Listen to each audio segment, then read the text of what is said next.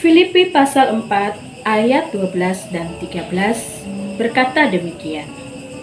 Aku tahu apa itu kekurangan dan aku tahu apa itu kelimpahan. Dalam segala hal dan dalam segala perkara tidak ada sesuatu yang merupakan rahasia bagiku, baik dalam hal kenyang maupun dalam hal kelaparan, baik dalam hal kelimpahan maupun dalam hal kekurangan. Segala perkara dapat kutanggung di dalam Dia yang memberi kekuatan kepadaku. Selamat pagi Bapak Ibu Saudara yang terkasih di dalam Tuhan.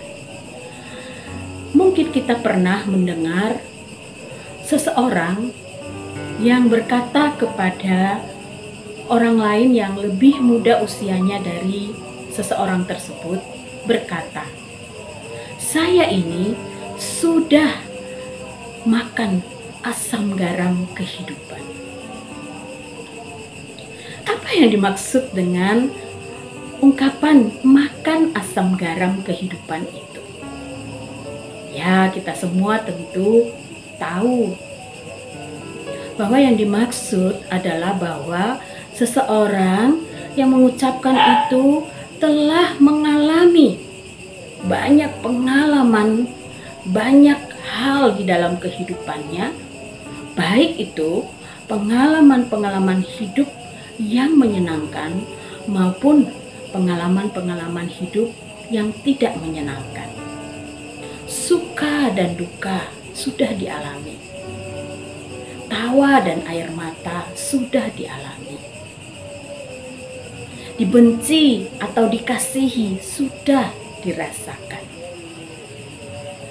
Mencintai ataupun ditolak sudah juga ia alami dalam hidupnya. Pokoknya seseorang yang berkata sudah banyak makan asam garam kehidupan itu sudah melalui banyak peristiwa pahit dan manis kehidupan ini. Nah, Bapak Ibu Saudara yang terkasih, di dalam ayat yang kita baca tadi ini, Rasul Paulus berkata, "Aku tahu apa itu kekurangan dan apa itu kelimpahan. Aku tahu hal kenyang maupun hal kelaparan." Hampir sama. Yang Rasul Paulus mau katakan di sini adalah bahwa ketika ia menjadi seorang yang mengikut Tuhan Yesus dan melayani Tuhan Yesus dengan seluruh totalitas kehidupannya, ia telah mengalami berbagai-bagai pengalaman, berbagai-bagai peristiwa, baik itu peristiwa yang menyenangkan yang digambarkan dengan kelimpahan dan kenyang, juga peristiwa-peristiwa dan pengalaman-pengalaman yang menyusahkan yang digambarkan dengan kekurangan dan kelaparan. Meskipun yang Rasul Paulus katakan di sini adalah bahwa ia pernah berada di dalam keadaan yang tercukupi dan tersedia semua apa yang ia butuhkan, tapi ia juga pernah berada dalam situasi atau kondisi di mana ia harus mengalami kesulitan, ia harus mengalami kekurangan, ia tidak tercukupi atas apa yang ia butuhkan dalam hidupnya. Tetapi yang menarik adalah bahwa Rasul Paulus menceritakan ini dan kemudian meneruskannya dengan berkata, "Segala perkara dapat kutanggung di dalam Dia yang memberi kekuatan kepadaku."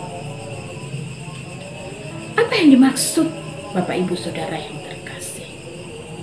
Rasul Paulus mau mengatakan bahwa ya betul, di dalam kehidupan mengikut dan melayani Tuhan, kehidupan itu bisa menjadi kehidupan yang menyenangkan ataupun tidak menyenangkan. Tapi bukan itu fokus. Bukan itu yang menjadi pusat perhatian seorang yang mengikut dan melayani Tuhan.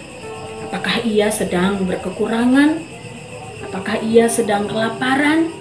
Atau apakah ia berada dalam kondisi yang baik, berlimpah, kenyang, tercukupi segala apa yang ia butuhkan? Bukan itu. Karena Rasul Paulus berkata, baik dalam keadaan kekurangan, kelaparan, maupun dalam keadaan kelimpahan dan kenyang, segala sesuatu itu aku jalani, aku lalui, aku tanggung di dalam Tuhan. Tuhan yang memberi kekuatan, Tuhan yang menjadi fokus yang terutama, yang menjadi pusat perhatian dari Rasul Paulus. Nah, Bapak Ibu yang terkasih di dalam Tuhan, kerap kali dalam kehidupan banyak orang yang menyebut diri pengikut-pengikut Kristus, pelayan-pelayan Kristus. Kerap kali fokus atau yang menjadi pusat perhatian adalah apakah aku tercukupkan segala kebutuhanku? Apakah aku berada dalam situasi yang nyaman dan aman? Apakah aku tidak kelaparan, tidak berkekurangan?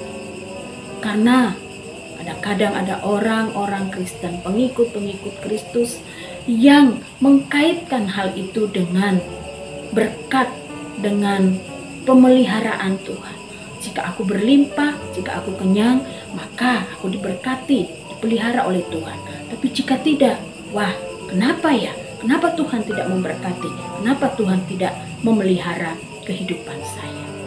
Bapak, Ibu, Saudara yang terkasih, pagi ini kita diingatkan bahwa apapun kondisi yang kita alami, karena kita bisa saja berada di dalam kondisi kekurangan maupun kelimpahan, kenyang maupun lapar, sama seperti yang dialami oleh Rasul Paulus.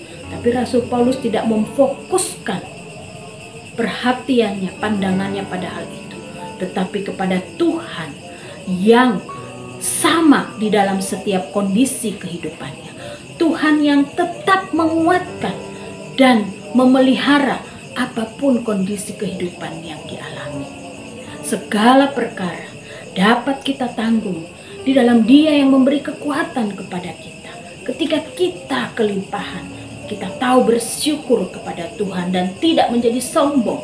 Ketika kita berkekurangan, ketika kita kelaparan, ketika kita berada dalam situasi yang tidak nyaman, kita pun dikuatkan dan diteguhkan oleh Tuhan sehingga kita mampu melewatinya tanpa kehilangan kepercayaan kita kepada Tuhan. Mari Bapak Ibu Saudara yang terkasih, kita fokus kepada Tuhan yang menjadi kekuatan kita melewati setiap musim apapun dalam kehidupan kita, setiap keadaan apapun dalam kehidupan kita.